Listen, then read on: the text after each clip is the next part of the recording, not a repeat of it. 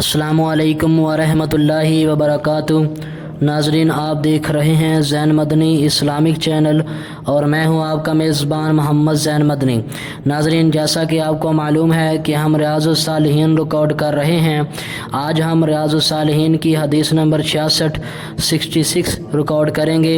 آپ سے التماس ہے کہ ہمارے چینل کو سبسکرائب کریں، لائک کریں، شیئر کریں، بیل آئیکن پہ کلک کریں تاکہ ہر آنے والی نئی ویڈیو آپ تک پہنچ سکے۔ نحمده ونصلي على رسوله الكريم اما بعد فاعوذ باللہ من الشیطان الرجیم بسم اللہ الرحمن الرحیم۔ ریاض الصالحین جلد اول اور باب نمبر 5، باب المراقبتی، مراقبے کا بیان، اور حدیث نمبر 66۔ حضرت ابو یعلا شداد بن اوس رضی اللہ عنہ سے روایت ہے کہ رسول اللہ صلی اللہ علیہ وسلم نے فرمایا، عقل مند وہ ہے جو اپنے نفس کا محاسبہ کرے، یعنی دوسرے معنی میں ہے کہ جو اپنے نفس کو اللہ تعالیٰ کے لیے عاجز اور پست کر لے اور موت کے بعد آنے والی زندگی کے لیے عمل یعنی تیاری کرے، اور بیوقوف وہ ہے جو اپنے آپ کو نفسانی خواہشات کے پیچھے لگائے رکھے اور اللہ تعالیٰ سے بڑی بڑی آرزوئیں وابستہ کر لے۔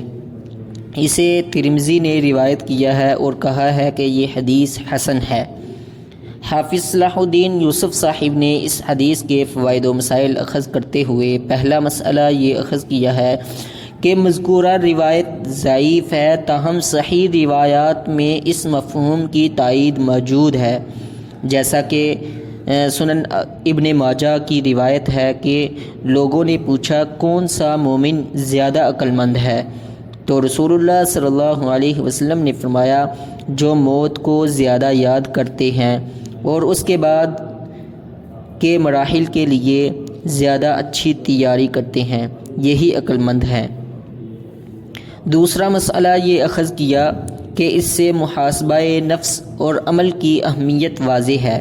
عمل کے بغیر محض آرزوؤں سے کچھ نہیں ہوگا، کیونکہ اللہ تعالیٰ عمل صالح پر جزا دے گا، نہ کہ اعمال صالحہ کے بغیر محض آرزوؤں اور تمناؤں پر۔ راوی حدیث حضرت ابو یعلا شداد بن اوس رضی اللہ عنہ، ان کی کنیت ابو یعلا ہے، انصار میں سے ہونے کی وجہ سے انصاری مدنی کہلائے۔ حضرت حسان بن ثابت رضی اللہ عنہ کے بھتیجے تھے، علم و حلم کے مالک تھے۔